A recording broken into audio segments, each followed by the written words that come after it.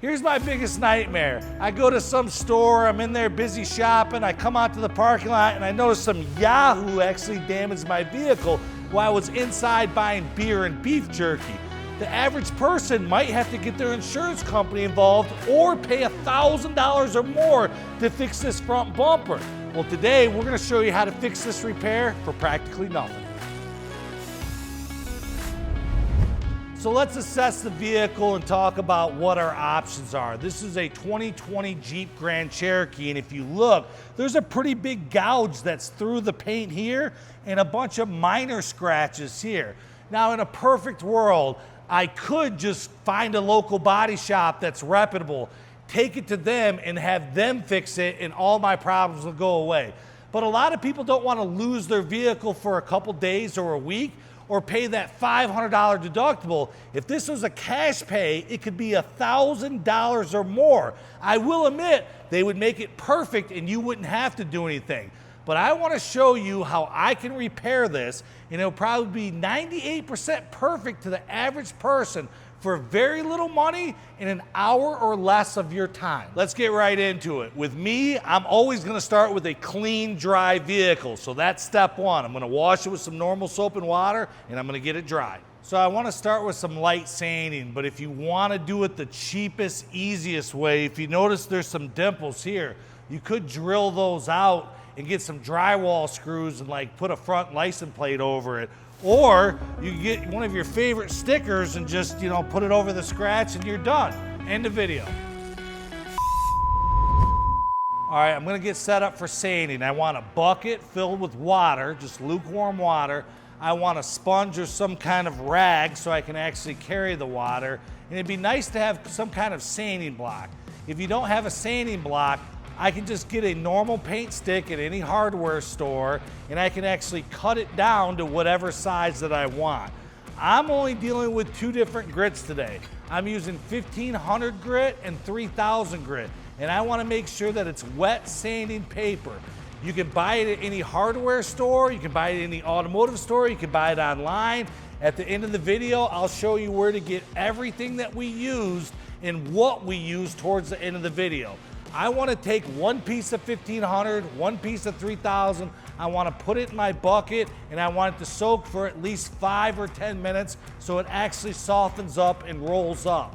Then I want to come in with the 1500 grit and the block, and I want to very lightly sand the scratch out. Kiss, keep it small, stupid. I don't want to get creative and get very big. And all I'm doing is 60 seconds or less. I'm leveling that area and I'm removing finite scratches. If you have a headlight or some chrome or something that you don't want to bump with your sandpaper, you can use tape to cover that area up. So 60 seconds are left with the 1500 grit. We're done sanding with our 1500 grit wet. If you notice how large of an area that we've actually sanded, that's too big of an area. Remember, KISS, keep it small, stupid. You want to create the smallest footprint possible because there'll be less work to buff it and less likelihood of you actually burning through or damaging your clear coat. So remember, KISS, KISS, KISS. If you notice here, there's a bunch of white scratches, very finite, and over here is a big white scratch. That's basically saying that there's no color and there's no clear left. So you can buff it out and it'll be okay or better. You really should probably touch it up. You can buy one of these touch-up brushes at your local dealership. You can buy it online. Make sure that you use your paint code so you get the exact color that you want. One side base coat, one side's clear coat, and they work okay. We're gonna do something a little bit different. Since we're a real body shop, we have access to a little bit better paint than a touch-up brush. We're gonna take our color and our 2K clear, and we're gonna mix them together to make kind of like a halfway single stage, and we're gonna use a paintbrush and we're gonna build it up and we're gonna let it dry. I think it's best to let it dry overnight, but if you're in a hurry and you don't have that kind of time, you can use a heat gun or a hair dryer and heat up this area to help you out. There's many options in the world of touch-up brushes. I think that these foam disposable ones are the best bang for the buck, but you could use a pinstriping brush too if you wanted to. The thing is we only had to put one coat over here and it's gonna fill all those small imperfections. Over here, you can notice that it's still low.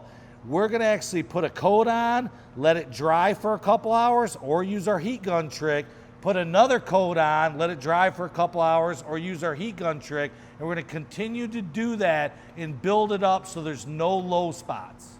Now that the touch-up is dry, I'm just gonna take my block with my 1500 grit wet, and I'm gonna block it out, but I wanna stay on the high side, meaning the stuff that we actually built up and touched up. I don't wanna be rocking it and burning a bunch of material. So I wanna kinda keep it right on the high side and keep blocking it out. We're done with our 1500 grit, and if you notice, it all looks pretty good besides a couple little low points. If you really wanted to be picky, you could actually come in and fill that with your touch-up again, let it dry, and keep playing that game. We don't want to do anything more to this. We don't want to burn off any more material. The customer doesn't expect it to be perfect, so we're going to move on to our 3000 grit, and then we're going to hit it with our 2-stage buffing, and then it should be done. If you have access to electric or pneumatic tools, I would actually come in and do my final sand in 3000 grit or higher. All it's gonna do is save you time and energy, and it's gonna make the project look a little bit better. You could, in theory, take a microfiber and some compound and do this by hand, but I'm gonna use a little electric buffer, and it's gonna save me a ton of time. With step one, aka the compound, it's absolutely imperative to get all of the scratches out and all of the dullness out, because step two is just gonna take the swirl marks off and it's gonna bring up the shine a little bit. So make sure you get all your scratches out first before you move on. So after we did our second step of our buffing, you can see that we wiped it down. We're still gonna wash the car. If you look at the job, it's not 100% perfect, but it's 100 times better than what it was, and we still have the factory paint. We didn't have to paint anything or pay hundreds of thousands of dollars to get this repair done. How much did I put into this? Well, I have all these products, so in all reality, I used 2 pieces of sandpaper and a couple dollars worth of materials. I probably have $5, $6 into this repair in 1 hour of my life. If you were sitting at home and you didn't have any of these products, you could go to refinishmedia.com and buy all of this stuff, and it would cost you $50 or less to do this repair. Ultimately, what you do is up to you. I like this way. You could pay a professional $1,000+ to have it fixed.